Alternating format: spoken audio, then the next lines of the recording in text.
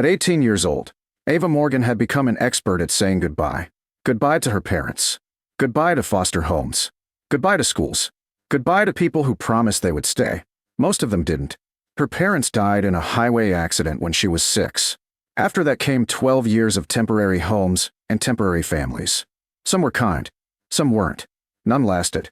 By the time she graduated high school, she had learned one painful lesson. Nobody was coming to rescue her. At 18, the foster system ended. The support checks stopped. The caseworkers moved on. The world expected her to stand on her own. The problem was she had nowhere to stand. For 3 months, she bounced between shelters and cheap motels. A part-time grocery job barely covered food. Rent was impossible.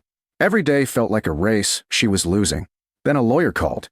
At first Ava ignored it. Unknown numbers rarely brought good news. The lawyer called again, then sent a letter. Finally, curiosity won. The office belonged to a town nearly 400 miles away. The attorney introduced himself as Samuel Pierce. Ava Morgan. Yes. I'm calling regarding your grandfather's estate. Ava frowned. My grandfather? She had never known her grandfather. As far as she knew, all her grandparents had died years ago. The lawyer hesitated. His name was Walter Morgan. The name meant nothing.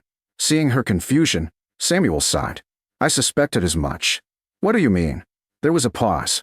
Then he said something unexpected. Your grandfather spent most of his adult life trying to find you. Ava sat upright. What? According to Samuel, Walter Morgan had been searching for her for nearly 20 years. Letters, private investigators, court petitions, missing person databases. Every possible lead. Nothing worked. Somehow he always missed her. Sometimes by weeks. Sometimes by days. Ava struggled to process the information. Why had nobody told her? Why had nobody contacted her? The lawyer sounded frustrated. Your records moved through multiple states. Several agencies lost track of one another. Ava leaned back. For a moment, neither spoke. Then Samuel continued. Mr. Morgan passed away 6 months ago. A strange sadness settled over her. She had never met the man, yet somehow she already regretted it. There is one more thing. What? You inherited his property. Ava expected a small cabin, maybe a piece of land. What she got was much stranger. 3 days later she arrived at a remote northern lake. The water stretched endlessly between towering forests. The air smelled clean, wild, untouched. Then she saw the house, and stopped walking. The structure floated in the middle of the lake. An actual house, built atop a massive floating platform, connected to shore by a narrow wooden dock. Ava stared. That's mine. Samuel smiled. Apparently, the floating house looked beautiful despite its age. Dark cedar walls, large windows overlooking the water, a wrapper on deck, a small boathouse attached to one side. The place looked like something from a dream, or a story, not an inheritance. Walter Morgan had lived there alone for nearly 30 years. The thought felt impossible. The lawyer handed her a ring of keys. He left specific instructions. What kind? Samuel produced an envelope. The paper looked worn. Across the front, written in neat handwriting, were 4 words. For Ava, when found. Her throat tightened. The lawyer smiled gently. I'll give you some privacy. Then he left. Ava stood alone at the end of the dock. The floating house rocked gently on the water. For the first time in years, she felt nervous. Not scared. Nervous. Like she was standing on the edge of something important. Slowly she crossed the dock. The front door unlocked easily. Warm sunlight spilled through large windows. The interior was beautiful. Polished wood floors. Bookshelves.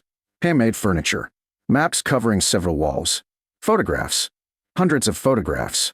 Ava froze. Every picture showed her. At different ages. Different places. Different years. Her breath caught. One photo showed her at 9 years old outside a foster home. Another showed her at 12 during a school event. Another captured her leaving a grocery store at 16. The pictures stretched across entire walls. A visual timeline of her life. Tears immediately filled her eyes. Walter had never stopped looking, even when he couldn't reach her. Even when the system lost track of her. He had kept searching, kept collecting pieces of her life. A small note beneath one photograph read, "Closest I got was 23 minutes. Another read, "Wrong foster home, wrong county." Another simply said, "Still trying." Ava sat down heavily. For the first time in years, she cried. Not because she was sad, because somebody had cared. Somebody she had never even met. Hours passed. Eventually, she remembered the envelope. Carefully, she opened it. Inside sat a handwritten letter. Walter's letter. The first line immediately shattered her. "If you're reading this, then I finally ran out of time before I found you." Ava wiped her eyes, then continued. Page after page described his search. The mistakes, the dead ends, the frustration, the hope. He never blamed her, never blamed anyone. He simply kept trying. Then she reached a paragraph that changed everything. "The house is not the inheritance." Ava frowned. What did that mean? The letter continued. "The real inheritance is hidden where the water never freezes." A chill ran through her. The water never freezes? The phrase made no sense. She read it again, then noticed a rough sketch attached to the final page. A map. The drawing showed the floating house. One section beneath it was circled. Walter had written a final note beside the mark. "If you find it, you'll understand why people spent 20 years following me." Ava stared. Following him. Her pulse quickened. She suddenly remembered the maps hanging throughout the house. The photographs. The strange references. Walter had been hiding something. Something important. Something connected to the lake. Before she could think further, a loud engine echoed outside. Then another. And another. Ava rushed to the window. 3 black boats were approaching across the water, heading directly toward the floating house. Ava's pulse raced. 3 black boats cut across the lake. Fast. Purposefully. Their engines shattered the peaceful silence. The boats weren't fishing vessels. They weren't tourists. Every one of them was heading directly toward the floating house. Toward her. For a moment, she stood frozen. Then her eyes dropped back to Walter's letter. "You'll understand why people spent 20 years following me." The sentence suddenly felt very real. The boats drew closer. Ava forced herself to keep reading. The next page contained a map of the lake. Detailed markings covered the water. Depth measurements. Coordinates. Survey notes. One location stood out. Directly beneath the floating house. A large circle surrounded by handwritten comments. At the bottom, Walter had written, "The spring belongs to the trust." Ava frowned. Spring? The following pages explained everything. Nearly 30 years earlier, Walter had worked as a surveyor. During a geological study, he discovered something extraordinary beneath the lake. An underground freshwater spring. Not an ordinary spring. One of the largest and purest natural freshwater sources in the region. The water quality was exceptional. The flow rate enormous. Scientists believed it could supply nearby communities for generations. When several corporations learned about the discovery, they immediately began attempting to acquire the lake. Walter refused. Instead, he secretly purchased the floating house and the surrounding water rights. Then he created a conservation trust. The floating house became both his home and his safeguard. As long as the trust documents remained hidden, nobody could take control of the spring. The boats were getting closer. Ava continued reading. "The trust documents are hidden beneath the house. If I'm gone, they will come looking." A chill ran through her. The men approaching weren't random. They were here for whatever Walter had spent decades protecting. The final page contained instructions. "Open the floor hatch beneath the fireplace." Ava immediately ran across the living room. The stone fireplace dominated the center of the house. At first she saw nothing unusual. Then she noticed a brass ring hidden between floorboards. Her heart pounded. She pulled. A concealed hatch opened. A narrow ladder descended below the floating platform. Below waited a small compartment. Inside sat a waterproof steel case. Nothing else. The boats were now less than 100 yards away. Ava dragged the case into the house. The lock opened surprisingly easily. Inside were dozens of documents. Property deeds. Survey reports. Trust records. Environmental studies. Then she found an appraisal. Her eyes widened. The protected freshwater rights controlled by the trust were valued at more than $150 million. Ava stared. The number seemed absurd. Impossible. Yet there it was. The secret Walter had spent decades protecting. The secret that made people follow him. The secret hidden beneath the lake. A loud voice echoed from outside. "Miss Morgan." She looked through the window. A man stood on the lead boat. Gray hair.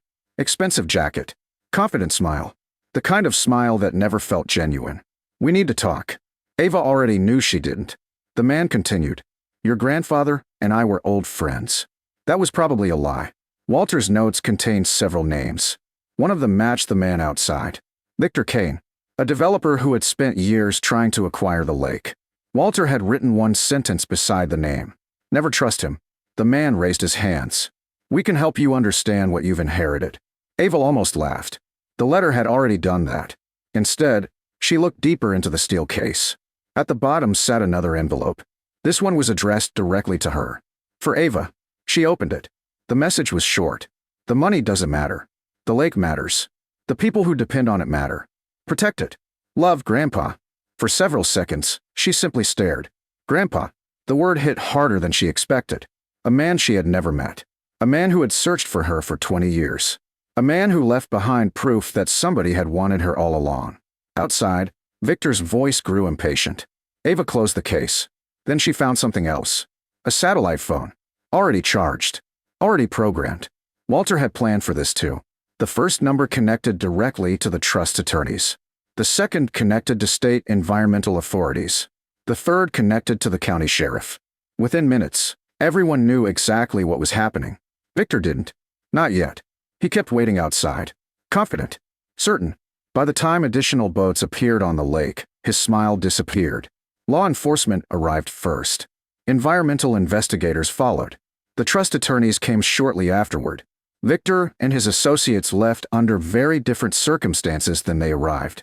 The investigation that followed uncovered years of illegal attempts to acquire protected water resources. Several ongoing projects were halted. Multiple lawsuits followed. And Walter's trust survived exactly as intended. Months passed. Then a year. For the first time in her life, Ava had a home. Not a shelter. Not a temporary room. A home. The floating house became hers completely. She restored it carefully. The photographs remained on the walls. Every one of them. Because they reminded her of something important. She had never been forgotten. She had never been abandoned intentionally. Someone had spent 20 years searching. Someone had cared enough to keep trying. The trust continued protecting the lake. Revenue generated from sustainable water agreements funded local communities, environmental projects, and scholarships for foster children aging out of the system. The same system Ava had once struggled to survive. One summer evening, she stood on the deck watching the sunset reflect across the water. The lake glowed gold. The floating house rocked gently beneath her feet. For a moment, she imagined Walter standing beside her. Proud. Relieved. Maybe finally at peace. Most people believe she inherited a floating house. Some believe she inherited a fortune. Neither was completely true. What Walter really left her was something much rarer. Proof that she mattered. Proof that she was loved. And after a lifetime of feeling unwanted, that turned out to be worth far more than $150 million.